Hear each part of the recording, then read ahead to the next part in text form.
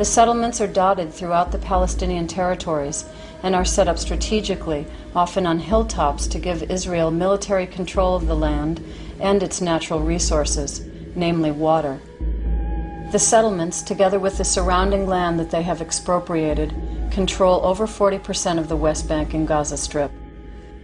The Israeli settlements are Jewish-only settlements, and they are linked together by a network of bypass roads that carve up the West Bank, restricting Palestinians' freedom of movement, and that simultaneously link the settlements to Israel proper. The strategic placement of the Israeli settlements and the bypass roads can be described as an Israeli matrix of control over the occupied territories. The purpose of the settlements, the purpose of the bypass roads, is in the end to create a web of control that will make Israel a permanent possessor of the territory, and the rights and interests and concerns of the indigenous people of the land, the Palestinians, the big majority, are not of interest here. Given that Israel's goal is eventual annexation of the occupied territories, the settlements, of course, are a means to attaining that goal, but they would appear to be threatening colonies if they were presented in their true light. So better to hide their identity, to sanitize the language that describes them. CNN sent out a memorandum to its staff in the Middle East. In future, Gilo is to be called a neighborhood.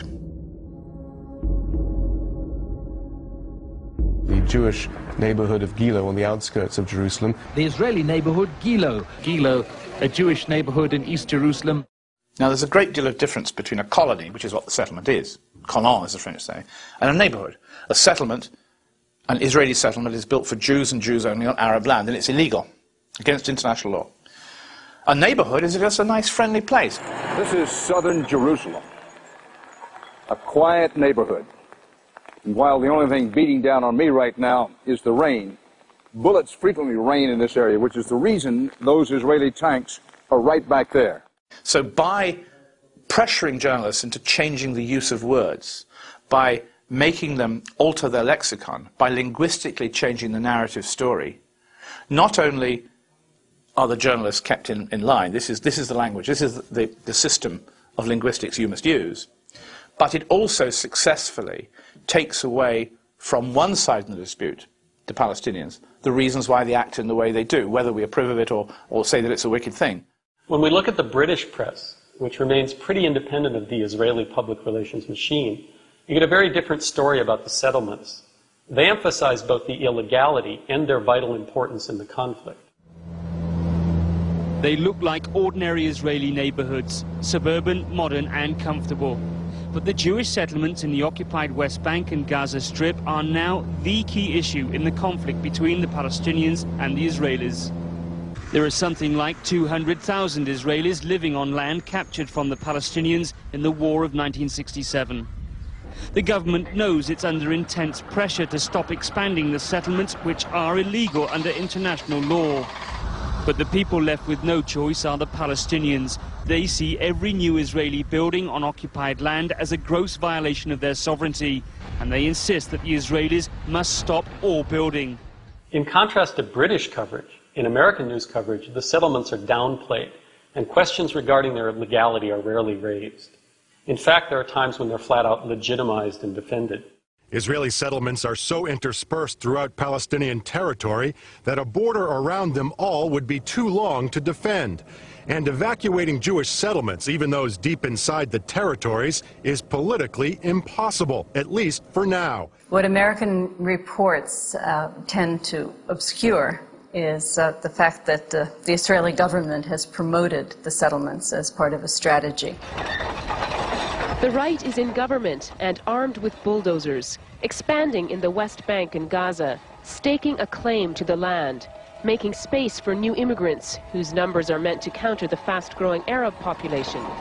The insertion of a large Israeli population in certain areas gives the Israeli government a rationalization for refusing to relinquish control.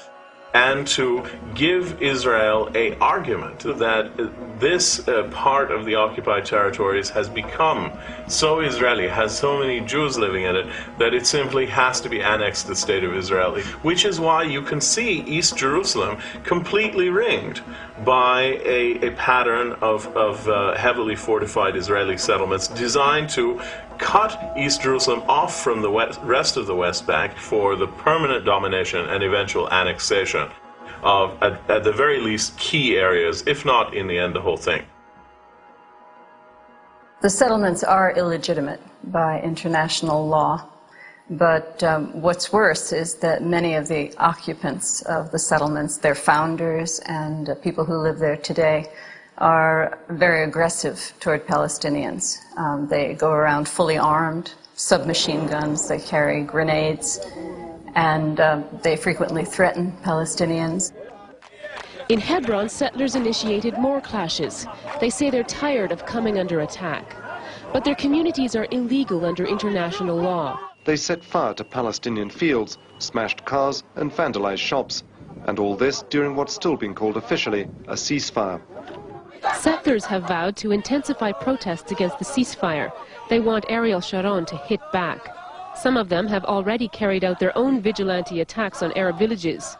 They're sitting 100,000 settlers in little settlements all over the West Bank, inside or very near Palestinian places, and they're treating the Palestinians in patronized way, violent way. They're not saying live and let to live. They're trying to take from the Palestinians their dignity, their land, their homes, their traditional way of life. Israeli colonization of Palestinian land has been a twofold process. On the one hand, Israel has been constructing Jewish-only settlements on Palestinian land. On the other, Israel has taken various measures to drive Palestinians out. One way this has been done is by demolishing Palestinian homes.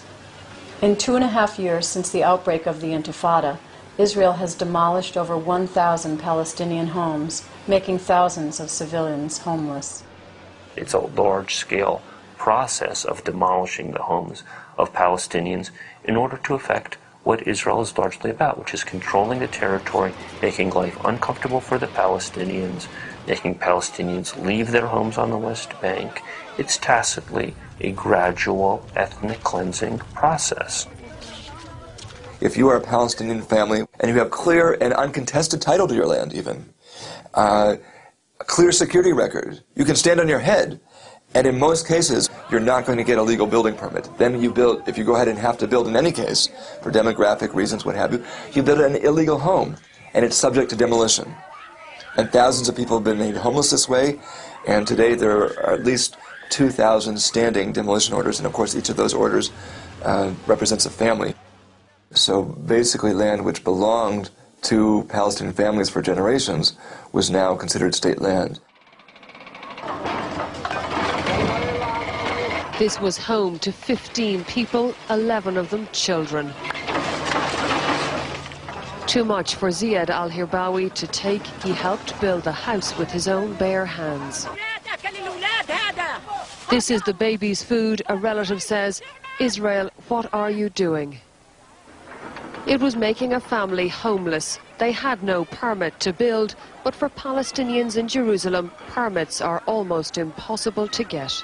If you watch American coverage, Israel's demolition of Palestinian homes is presented as simply enforcement of the law. What we don't see is how the law is unequally applied in order to steal Palestinian land. Israeli bulldozers demolished 2 Palestinian homes under construction in East Jerusalem. The Israelis said the owner had no building permit. In Gaza today, the demolition of Palestinian homes is done on the excuse that they're not legal, that they don't have permits to be built, when in reality this is a way of clearing Palestinians from the land, making it impossible for them to live there, pushing more and more of them off in order to be able to claim the land for Israel.